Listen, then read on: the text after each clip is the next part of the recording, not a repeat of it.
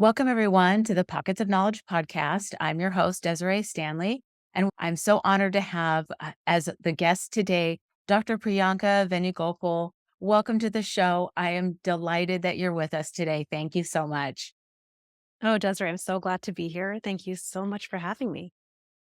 I am, again, thrilled to have you on the show. You're going to be sharing with us your journey as an OBGYN that led you into developing the unstoppable mom brain. And so I want to have you just jump right in and tell us that's a pretty big transition. And so let's just start with what led you to become a OBGYN, and then where did that transition happen? And take it away. Yeah, absolutely. It is a kind of an interesting story to go from being a board certified physician to now being an entrepreneur and a coach for working moms. So I'm so glad I get to share my story and maybe plant a seed of possibility and inspiration for someone that is listening to this. My story actually is a little bit, I think it's common. I've always identified as an overachiever or maybe the high achiever, that girl kind of at the front of the class raising her hand, like, I know the answer, pick on me. And I was always that kid that really wanted the A, that wanted to do well, that wanted to please the adult that I was with. And I think that that was where I really got my sense of satisfaction. And I felt proud when I felt like I got some external sources of validation, basically an A plus or a gold star or a pat on the head also sufficed. And I would say for a very long time in my younger years, I didn't know that I wanted to be an OBGYN specifically. I just knew that my parents had said, again, as like a young child, like you want to go to graduate school. That was the seed they planted in my mind, that you want to go to graduate school. And that meant medical school or law school. And that was kind of it, it was like the beginning and end. And I think as a young person, I never really explored other avenues. I just had in my mind the voice of my parents, which is like medical school or law school. This is what we're going to do. And, along the way, I think I never was one of those kids that knew that she wanted to be a doctor from age 6. Like they have those kids that, pretend to play dress up as doctors. That was just not me. But I kind of felt like that was the only path forward that I saw. This is the way of accomplishment. This is what my parents think is the best thing. And it felt like okay. So I just went along for the ride.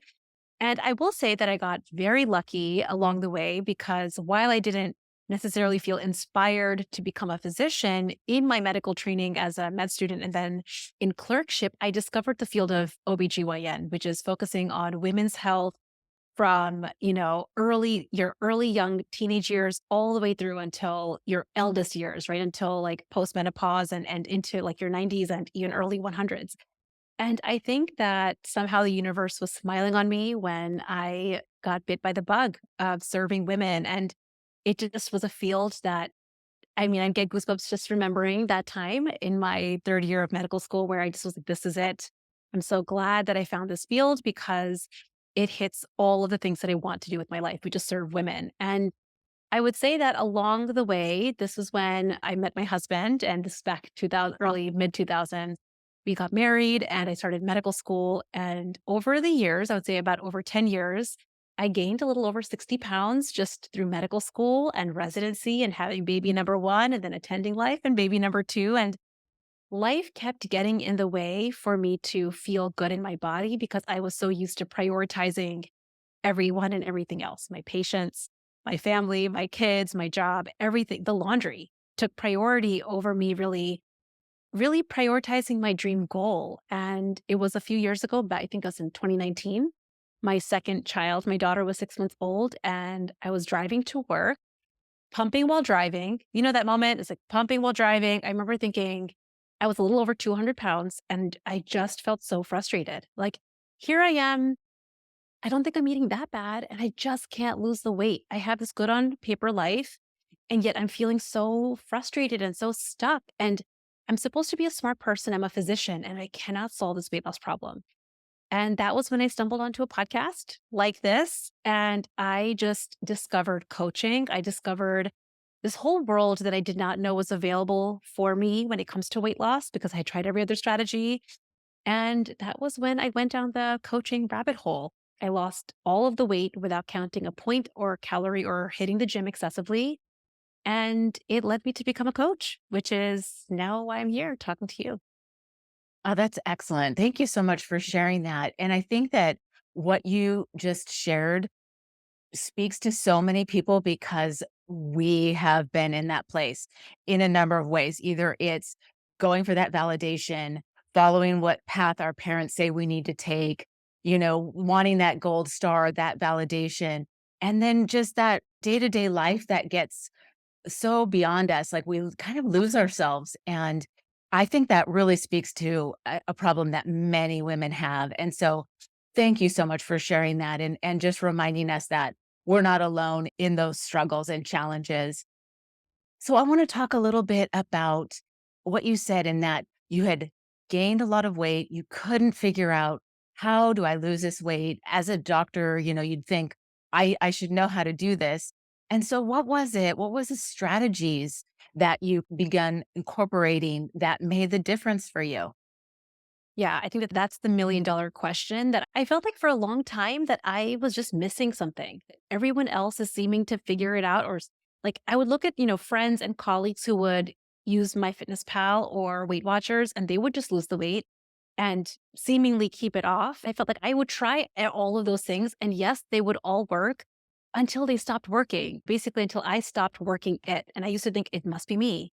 Like maybe I'm just missing something. I don't know. I don't have the motivation. I don't have the like where is it for me? And I think the biggest realization that I had was no amount of planning and I mean brilliant at planning and spreadsheets and if you could see the color coded planners that I had every strategy down to a science, but no amount of strategizing or planning was able to solve the real reason that I was ever at 200 pounds.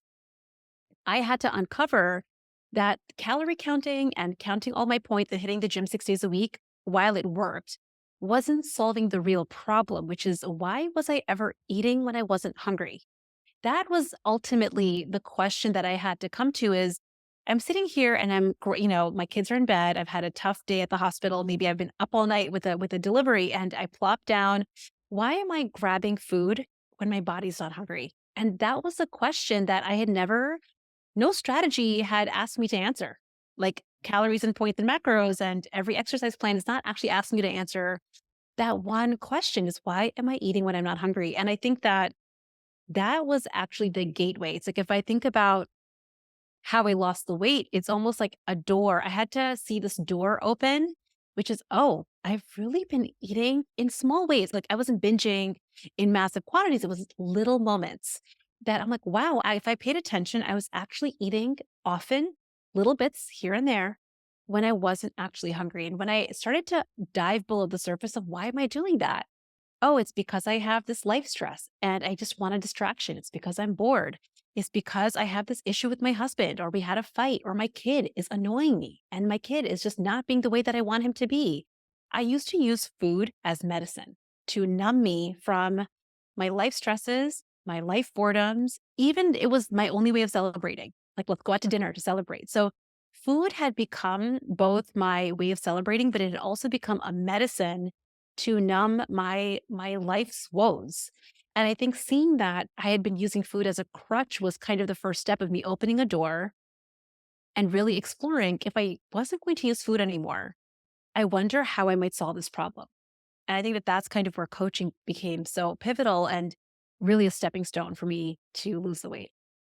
Oh my gosh, that's amazing. Again, I feel like you are just hitting so many points and struggles that women have, and that, we get stressed or we get tired or we are, like you said, trying to maybe avoid a feeling or a stressor or a situation. And we just eat when we're not hungry. And I have found myself in that position as well.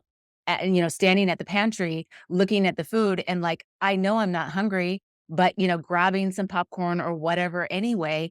And instead of asking, like you said, why? Mhm. Why do I want to do this? Why is this happening? Exploring how am I feeling right now? And it sounds like that was the key for you. And so let's talk about for those people who are the ones who are working out all the time and aren't seeing any progress. What are some of the things they can do to begin asking themselves that question? And Yeah. then answering it, and then what? Right. And then what? This is such a good question. So like let's just get into the strategy, right? So what do you do to lose weight? And I will shout this from the rooftops. I think that there's two very effective ways of really losing weight, and that is to become a fat burner. No amount of calorie counting is going to make you a fat burner. You can eat 1,000 calories a day or be in a calorie deficit. But if you're not eating the right types of foods in your calorie deficit, you're not going to be a fat burner. So you'll feel like this if you find yourself counting every point in calorie and you're in this quote unquote deficit, but you feel like weight loss still feels like a struggle. It's likely because you're not a fat burner. So there's two ways of becoming a fat burner. The first way is to lower your insulin levels. And so the reason that that's so important is because insulin is a fat storage hormone. Every time we eat any food, but anytime we eat food, specifically flour and sugar, our insulin is spiked. And if this is a fat storage hormone, just think about how many times a day you're snacking. You're grabbing that, like the granola bar, you're grabbing nuts, you're grabbing some food when you're not hungry. Your insulin levels are being spiked all day. And as that happens, there's other hormones in fat storage pathways that drive your body to just store that food as fat. So, the very first strategy is really teaching your body how to burn her fat by lowering insulin levels. The second strategy that is very effective is growing muscle mass. So, that's strength training, especially for women that are 35 and older. You're losing muscle mass without even realizing it year after year just by the nature of our life as we get older, our hormones are changing and you are going to start losing muscle mass. And muscle is a fat burner. So the more you build muscle, the more you will burn fat. What I will say, and I say this with a caveat, I'm sharing these two strategies, but what I will say the biggest mistake that high achievers make is we think we have to do all of it. Okay, so this is my perfectionist that if you're the overachiever listening to this, this will be you. You'll know this is you if you, and I know because I used to do this. I'm like, I have to perfectly eat no flour, no sugar, hit the gym 6 days a week. Like you overload your plan. And that's the number one mistake that the overachiever will make is you think you have to do all of it to hit your goal weight. And one of the strategies that I teach my clients in the Unstoppable group is how do you make simple, small tweaks? Do one thing simply, but start doing it consistently. And then you can move on to the next thing. So master one thing at a time. And I think this is, again, really hard for the overachiever because you wanted results yesterday. So it's like, no, no, no, but more is better. And, I'm here to say more is just more sometimes. More is the reason you quit because it gets too much. So I like to recommend starting with dialing in nutrition, knowing that you can eat in a way you truly love that also lowers your insulin levels, that teaches your body to burn fat. And when you've mastered that, then you start incorporating strength training. Then you start incorporating, like, let's build in the protein, let's build in more muscle, because you first have to change your relationship with food and how you eat. So your workouts are going to be effective when you get to them. And I like to share my story because I lost all the weight without hitting the gym. And I think that was so important because I used to think I had to do it all, but that was what kept me stuck. Yeah. Oh my gosh. Excellent points. There are so many great things. I want to talk about the point that you made about building muscle. And again, because as we do age and our hormones are changing, this is all happening kind of behind the scenes. It's just like, happening. And how is that muscle building like really helping us to get that fire burning on that fat? What is going on there? Right. So the way that I like to think about describing this is there's different types of tissue in our body, and muscle requires ATP, which is a form of energy that it requires to function. So every time you move, if you think about like, flexing your bicep or doing like a bicep curl, every time you are building that muscle, it's requiring and asking for energy to grow. And so the beauty of muscle is the more that you grow muscle, the more that you build muscle, the more energy it's going to require, which means if you're eating in a way that's nutritionally dialed in, it's going to use your fat to burn, to build and grow, which is why it can be such a useful tool when you have your nutrition dialed in, when you become a fat burner, as your muscle grows, it's going to need energy and it'll take it from fat, which is pretty amazing. Yeah, so it sounds like you do really need to start with the nutrition aspect of it first, get that kind of dialed in, as you said, and then really focus on how do I build muscle mass so that then really it's torching that, right? Yeah. So starting with the nutrition is kind of key, it sounds like, and then going from there. That's my experience, and I say that with a caveat again because I feel like I know that sometimes the high achievers like, "What's the perfect way of doing it?" I hear you, like, asking, like, "What's the perfect way?" And I always want to reflect that back to my clients is, "What do you think is your perfect way?" For some people who really feel like maybe their thoughts about how they eat don't require that much effort, they can make a couple of small tweaks, then maybe for you, you can do both at the same time.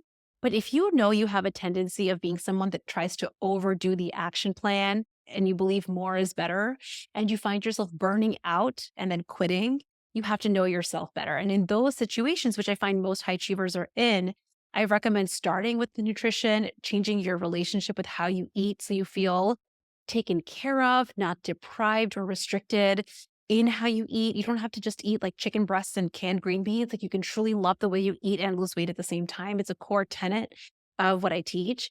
Once you get to that point, imagine how it would feel for you to then love working out. Not working out because you have to, but working out because you truly love it. You're so connected with your body and how you're treating yourself that you think of it as one more thing you want to do, not one more thing you have to do. And I often think about that because if you want to maintain that for the next 50 years, you have to want it. If you don't want it, you're going to quit it, you're going to abandon it, or, you're going to cheat on it, is the way that I like to think about that. Oh, that's awesome. Thank you for going into a little bit more detail on that. And really, again, it's looking at what you feel like you can sustain, right? And I love that you pointed out making small changes because small changes lead to big wins. And it's a little bit more like not overwhelming. So it's not feeling like I can't handle this, I can't keep this up because it's so small that it's easily doable. So I love that you shared that. Yeah, and I really think about, like, a lot of the concepts and tools that I teach in the Unstoppable group. I think about them as, like, back pocket body tools. Back Mm. pocket body tools, it's a concept that I think about as the high achiever should feel like you can lose weight anywhere you are in the world. You could be on the most luxurious vacation on the other side of the world, or you could be in the middle of your busiest work week where life curveballs are coming at you, your kid is bothering you, your partner is bothering you, life and work, and it's all piling up. I want high achievers to know that when you learn simple, sustainable skills and tools, you should feel like you have them in your back pocket all the time. And I think what I have found in my own experience and what I see with my clients is usually what happens when weight loss feels hard, when we overload our action plan, we think we have to do it all and do it perfectly. The moment life gets hard, which by the way, it will, because that's just the nature of our life, the first thing that goes for the high achieving working mom is her body goal. The first thing that we quit, the first thing that we put off to the side, I'll deal with it tomorrow, is our personal body goals. And so what would it be like to know that it was possible to have this in your back pocket all the time? That it could be small and simple.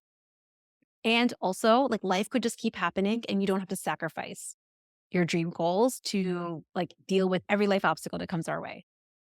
Yeah, that's such a great point too, because we can't take care of other people if we don't take care of ourselves. And you're right. The very first thing that we do is we just like forget everything that I'm doing and focus on everybody else and everything else that has to be done. And really, that's kind of the opposite of how it should be. We need to remember we've got to take care of ourselves so we can take care of others. And so, Yeah. thank you for reiterating that. Yeah. 100%. I love it. This is actually like, I actually think of this as like a sneaky procrastination tactic that high achievers have is we tell ourselves, like, when life gets easy, when my kids get just a little bit older, when like for my son, like when he starts getting onto the bus easily, when. I mean, this is what I told myself with medical school. When medical school's over, then I'll focus on myself. When residency's over, when my kids are older, when life gets easier. And all that happened is over 10 years, I gained 60 pounds. So I think that, we have this idea of when life gets easier, then I'll focus on myself. But like, friends, we've worked so hard to be right here. What would it be like if we took care of ourselves along the way and life could just keep happening? And I be honest, like I think that it requires prioritizing and shuffling things around. I ask my clients to shuffle things around to prioritize themselves. And what's so fascinating is when you do this, you level up how you show up at work as a mom. Like you show up better in every other area when you are better taken care of. But it means starting now, not when life gets easier. Mm. Yeah, such a great point. We do that with so much. When this happens, then I'll do that. And you're right. It is that sneaky procrastination that is a way for us to not have to do the thing that we need to do. And that's so, I think, accurate. So thank you for pointing that out. I love it.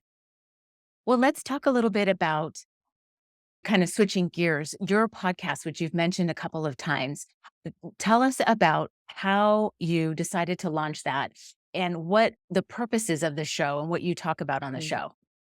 Yeah, back in 2019, this is when I was full practice OBGYN. I had no thoughts about leaving my physician life to become an entrepreneur. That was never an intention of mine. But I really did feel so compelled and called to become a certified life coach because of the impact it had on my own life. Really, for me, a lot of my journey into entrepreneurship started just as me getting certified and really wanting to dive deeper into the world of coaching and become more of an expert at understanding my brain and my thoughts and my perspectives and a lot of my old beliefs. And along the way, I think probably, and I didn't know this at the time, but I think the moment that I became a physician, I've always been a coach at heart, and I've always been a little coachy as a physician.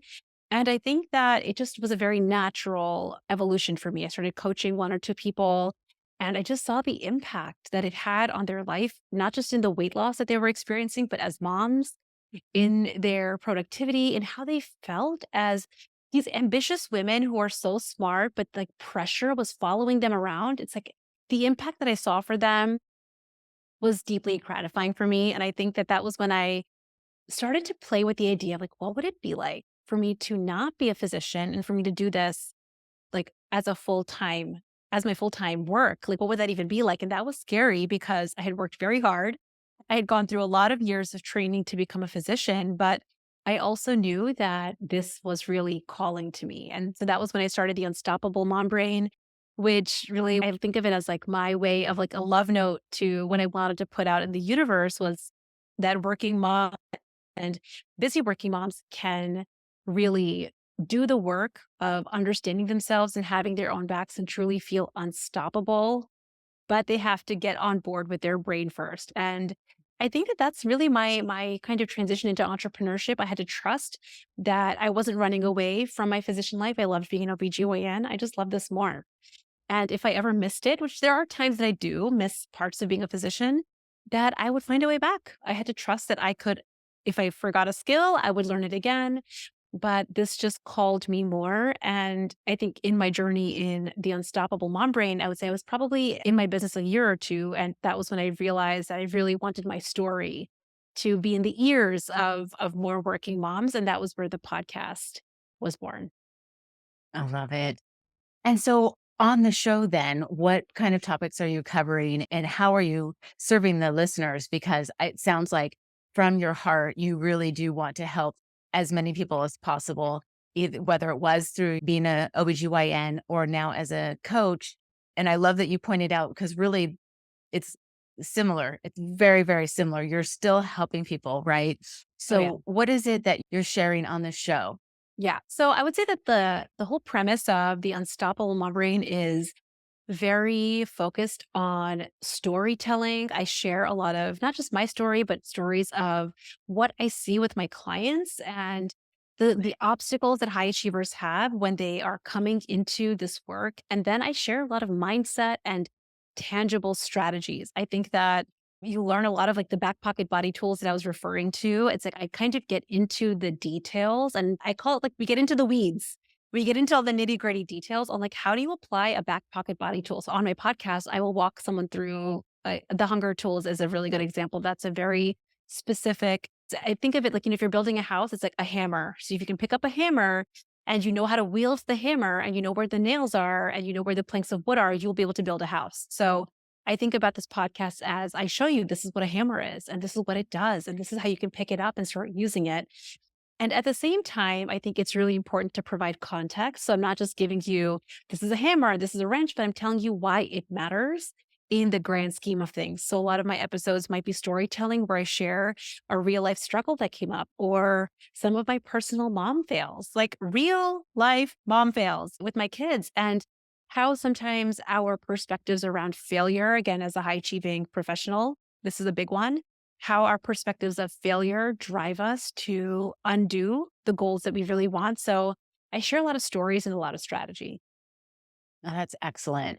It sounds amazing. And I'm for sure going to include the name of the podcast in the show notes so the listeners can go check that out and take a listen because it does sound like you've got the nitty-gritty. You've got, you're defining these things and why they're important and how to use them. And so that just sounds excellent.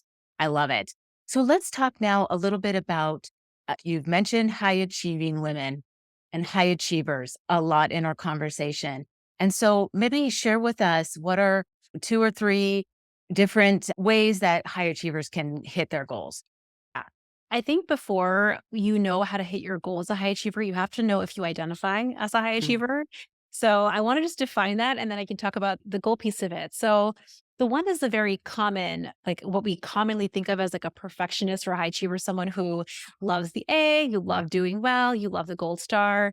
That's one definition of a high achieving perfectionist. But the hidden, I almost think of it as like the secret definition. The real one is if you hate making mistakes, you are also a perfectionist and a high achiever. And it's that piece that I think I really unravel with my clients in our coaching together is of course we all love doing well. We understand the human psyche obviously loves to do well. We feel like we're making forward progress, but it's those of us that hate making mistakes, want to avoid it at all costs that actually holds back growth. And that kind of speaks a little bit to what high achievers have, which is a fixed mindset. It's very all or nothing. I'm either doing well or I'm not.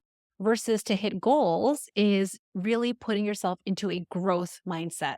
I think that the very first thing is to really catch whether you identify as someone that is having a fixed mindset, which is like, that was my best. I did my best and I didn't hit my goal, versus someone that might be in a growth mindset, which is I did my best and my best is betterable. So I think that that is the piece that we really want to first flesh out is do you identify as someone that hates making mistakes? And what would it be like if you could learn how to leverage and learn from every mistake you ever made? If you never made it a problem, if it was nothing is ever going wrong, you make a mistake, I call them plot twists. You have a plot twist, you go off plan, you gain 5 pounds over 3 days. I mean, how is that possible? I don't know, but it's possible. And what most of us do is we're like, see, there I go again, throw in the towel, quit, or we like try to double down. We never do the most important step to hit your goal, which is why did it happen? What happened?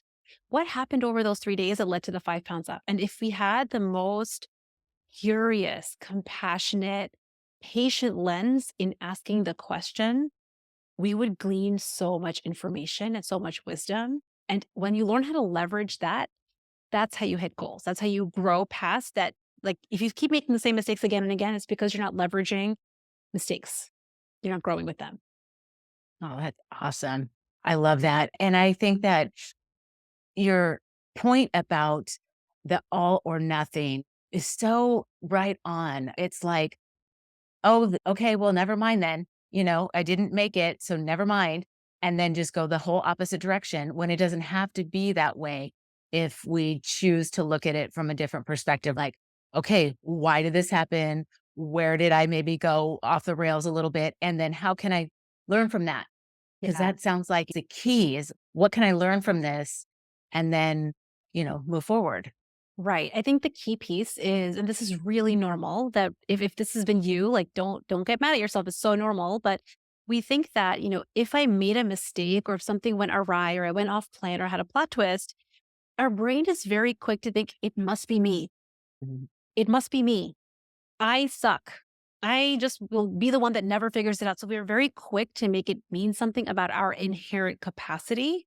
And that's the part that we learned as children. We learned like, oh, like if I didn't fit in, if I got excluded from the group, if I was picked last for the baseball team, if I got a B and if I got scolded for that, it must be me. That's what children learn. And we just kind of grow with that. Rather than if it was not me, I wonder how it was my implementation. I wonder what specific small thing it was in how I implemented or executed. If I didn't make it mean anything about my capacity, and it's that piece that my best is betterable. But we have to believe that our best is betterable. But the only way to do that is to not make it mean something inherent about us. And that's unfortunately what I think so many high achievers, especially, are so used to. We're like, see, it must be me. I used to think I'm missing a little puzzle piece in there. I don't know what it is, right? Like I tried all these strategies that seem to work for other people. So it must be me. And that I think is the lie that we unfortunately get very practiced with. And if we can put down the thought, like it must be me, all of a sudden our brains are very innovative at figuring out, well, if it wasn't that, what else might it be? That's the part that I do with my clients. Yeah, that's awesome. And I love that you're taking that point about if it wasn't me, like if it's not me as the problem, then what is the problem? And our brains are geared to solve problems, right? And so then it goes into immediately like, okay, well, what is it then? Is it this? Is it something else? And then that leads to a whole nother direction, which I love. I think that's amazing. Thank you for sharing that. Yeah. Okay. And there's one other thing that I think is really important for anyone to hit their goal is to really define specifically and measurably what their goal is. I cannot tell you how often I see this, like in Facebook groups that I'm in and just like general life, friends and colleagues. I want to get quote unquote healthy. And you'll say, I want to get healthy, especially New Year's, your birthday, the first of the month or something. It's like, I want to get healthy. And because healthy is so vague and it means so many things, we again overload our plans. I'll see, like, I'm going to do the 90-day juice detox, and then I'm going to do the no carbs, and then I'm going to do keto, and then I'm going to go to the gym, and I need to get a trainer. Like, all of a sudden, we start overloading our plan. So I think that that's another really important tendency for a high achiever to catch themselves is if you have a goal, to define what that goal is. Is your goal to lose weight? Is it to get stronger? Is it to build muscle? Is it to drop the fat? Like getting really specific. And if you have more than one goal, because I know I did, I wanted to lose the weight and also I wanted to get strong and have more energy, pick one and go first. And this is, I think, so speaking to what we were talking about at the beginning, which is learning how to first lose the weight in the simplest way without needing to coordinate the gym and all of the additional things, then, move on to your next goal. So you have one specific measurable goal at a time that I think is it's important in goal getting. Oh, yeah, that's a great point. The SMART goal, right? What's the acronym stand for? It's small, measurable, whatever. I can't recall it right now, but that's something that we hear a lot is SMART goals. And that point again about just picking one thing and go with that until you've got that easy peasy. It's a part of your life. It's no problem. You're not going to just be like, never mind, forget it. Yeah. So that's a really great point for people who maybe are struggling with like, where do I go first? What do I do first? Yeah. Just start And with I think that one that's the whole thing. point. Like the SMART goal, I think, R is relevant. That's what R stands for. And I Thank you. think that it's important. Like it's basically saying, like, what's the most relevant thing you want to prioritize? Like getting healthy is maybe what your goal is long term. But time bound, is like, let's come to exactly what is the thing that matters most to you now. Like if you think about you 6 months from now, I love this question because you get to borrow wisdom from your future. It's like, 6 months from now, what will I be the most grateful for? Will I be the most grateful that I dropped 20 pounds in 6 months? Will that be what I'm the most grateful for? Will it be that I got stronger, that I can do more squats, that I can lift more? Like, what will I be the most grateful for 6 months from now? And let that be your kind of compass to decide what is going to be my specific, measurable, achievable goal that I want to start with. I think that that's so important.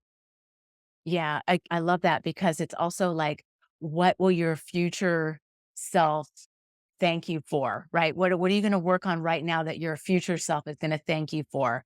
And Yeah. I love that. So using that as a guide, like you said, a sort of compass, what am I going to be thankful for then that I Mhm. do now? And so, Oh, yeah. yeah, that's excellent.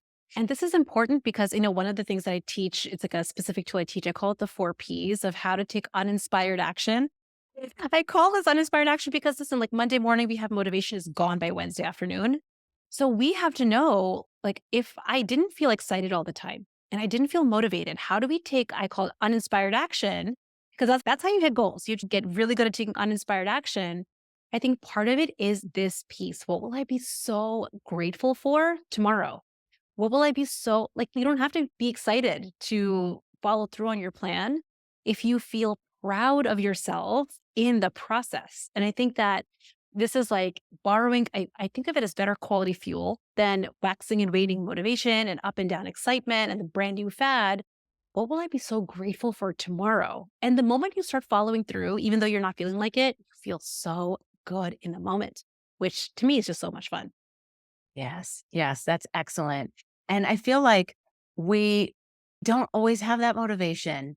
And because we don't have that motivation, how do we make ourselves do it? And it's kind of like the just do it anyway Mm. kind of thing. But I love that you're saying, think about what you'll be grateful for tomorrow. I love that reminder about why you want to get up and do whatever it is that you're doing, whether it's a change of an eating pattern or an exercise routine, because we're not really motivated. Most of the time, we're not motivated to do these Mm. things. But when Yeah. you think about what am I going to be grateful for? Yeah. I love that. That is a great way to energize yourself to do the thing. Yeah, I was actually just talking to my client today, and she was saying that she was like, "I didn't know that that was a thing." Like, she was like, "When I why do I keep meeting Monday morning? Why do I need fresh starts?" It's because we've become a little addicted to motivation. Monday morning motivation's really high. It's gone by Tuesday or Wednesday afternoon. When we were talking today, she was like, when I learned that, my mind was a little blown that, wait a second, that's why I keep starting and stopping. That's why I keep waiting for like fresh starts because I was relying on motivation. I didn't know that I needed to learn how to take uninspired action and not have to grit my teeth through it, not have to like muscle my way through it, that there could be this third way. Like you could actually feel proud of yourself, even if you don't feel like it. And it's like, to me, the only sustainable way. That's awesome. Thank you for reiterating that for us because that was fantastic. I always love to ask my guests what books that they are reading or have read that you feel like the listeners would find beneficial or influential. Please share that with us now. So, what I'm reading right now is Outlander, which is not a self-help, self-growth book. It is just like pure fun where I get to just turn off my mind. But let me tell you, two of the books that I really loved. One is Atomic Habits by James Clear. I think it's like page 11 or 13. He has a visual with like circles. And I just think that image just captures the essence of how you hit any goal, especially your body goals. You have to start shifting your identity, who you are and how you're going to show up to the work. It doesn't mean you have to do more work. You just have to shift perspective. And I love how he talks about habits.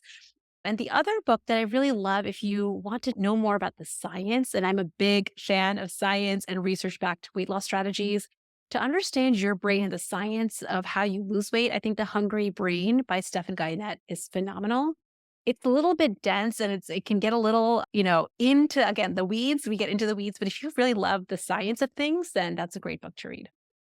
Excellent. Those are great recommendations. And James Clear has been a recommendation that so many of my guests have shared because it is such a great book. Mm. I have read it a number of times because I just love what he talks about in there. Again, it's those small habits, those small routines that build and grow and make big results. And so I think it's brilliant.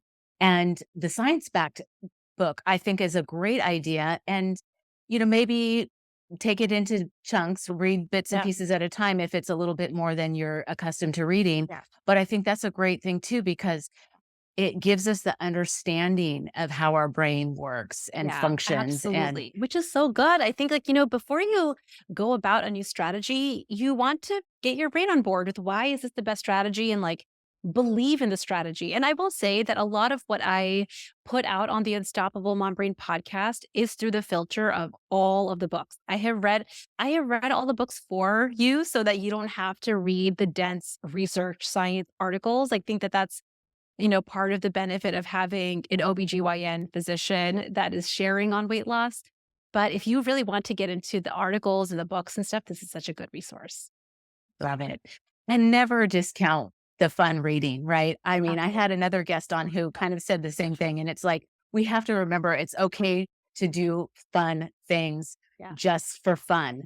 There's nothing wrong with that. And Yeah. we absolutely should do those things too. So thank you for sharing that. And is there any podcasts that you like to listen to that you'd like to share? A favorite podcast episode that I love to recommend if you're a mom, if you're a parent, Glennon Doyle's We Can Do Hard Things is a great podcast. And she has an episode where she interviews Dr. Becky Kennedy, who talks about parenting. And I love Dr. Becky Kennedy's perspective on parenting. It is just a must listen to. And I think that it will touch the heart of any mom who has really struggled with wanting to do more for herself and for her child. I just think it's such a good episode. So I would say that. Awesome. I'll include all of that in the show notes as well and look up the episode number so I can make it easy for the listeners to find. Thank you so much for suggesting those as well. And Dr. Venugopal, I so appreciate your time and your knowledge and everything that you have shared with us today. Thank you so much for coming on the show. It has been so wonderful.